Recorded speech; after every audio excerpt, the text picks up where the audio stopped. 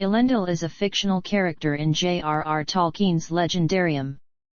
He is mentioned in The Lord of the Rings, the Silmarillion and Unfinished Tales. He was the father of Isildur and Anarion, last Lord of Anjuni on the island of Numenor, and having escaped its downfall by sailing to Middle-earth, became the first High King of Arnir and Gondor. In the last alliance of men and elves, Elendil and Gil-galad laid siege to the Dark Lord Sauron's fortress of Barad-dûr, and fought him hand-to-hand for the One Ring. Both Elendil and Gil-galad were killed, and Elendil's son Isildur took the ring for himself.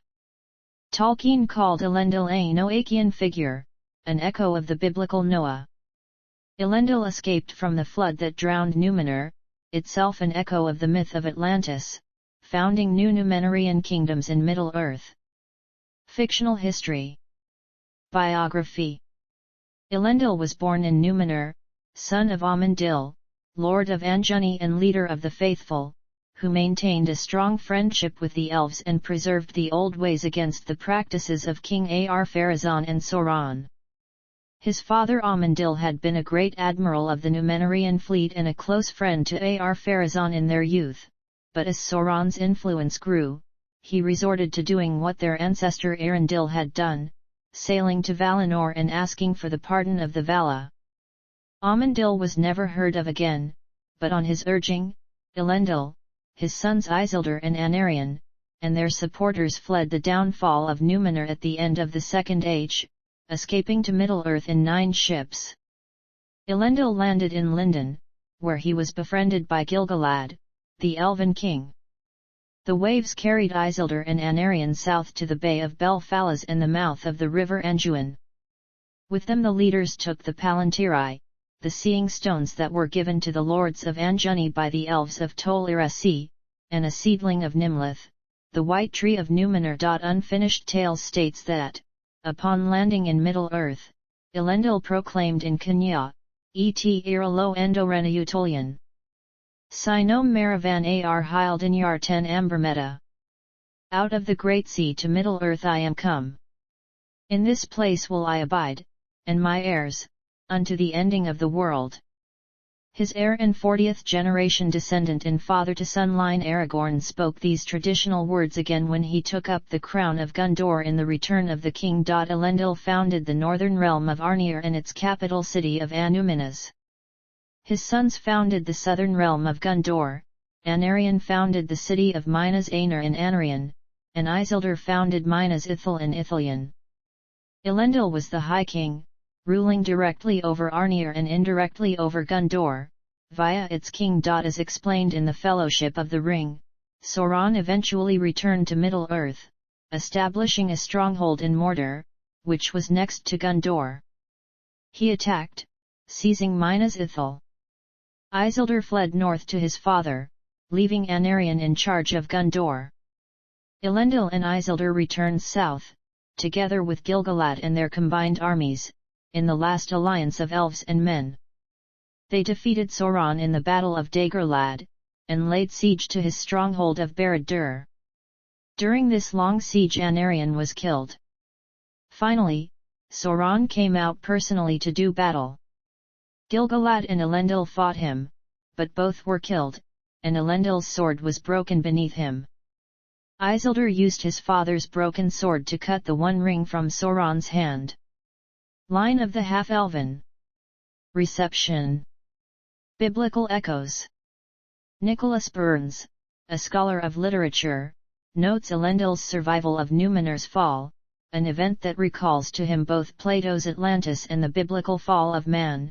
He notes that Tolkien called Elendil a Noachian figure, an echo of the biblical Noah. Tolkien explains that Elendil held off from the Númenórean rebellion, and had kept ships ready. He flees before the overwhelming storm of the wrath of the West, and is borne high upon the towering waves that bring ruin to the west of the Middle-earth.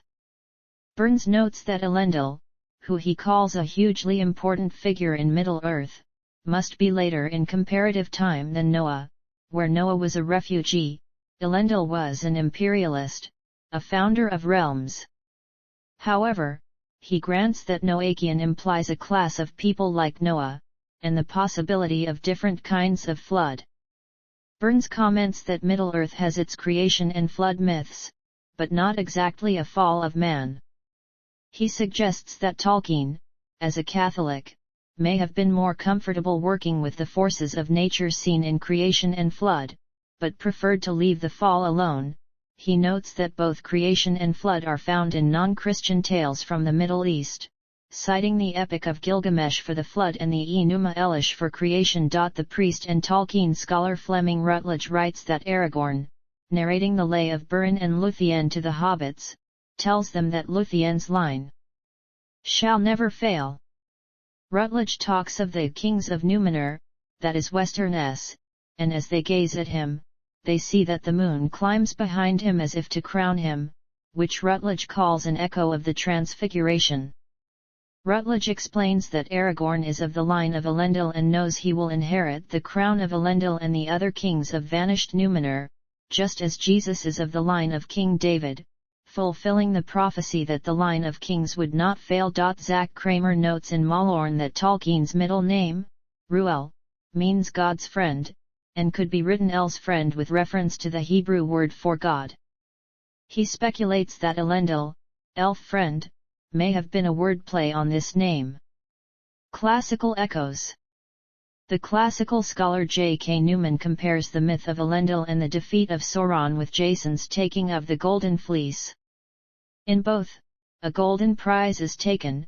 In both, there are evil consequences. Elendil's son Isildur is betrayed and the ring is lost, leading to the War of the Ring and Frodo's quest.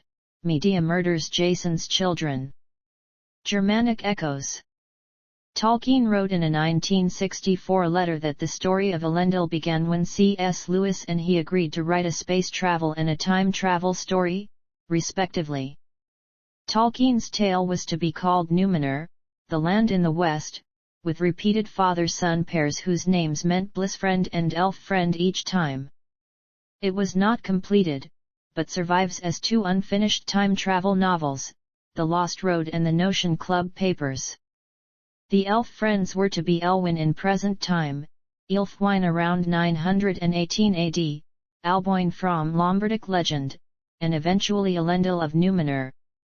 Tolkien states that he lost interest in the others, and focused on Elendil, whose story he incorporated into his main mythology. One of Tolkien's correspondents, the scholar of English, Rona Beer, writes in Mythlore that Elendil is a remote ancestor of Alboin. When Alboin travels back in time he finds Numenor simultaneously familiar and strange, because he can see it both with Elendil's eyes and with his own. Adaptations. In Peter Jackson's The Lord of the Rings, The Fellowship of the Ring, Elendil is portrayed by Peter Mackenzie.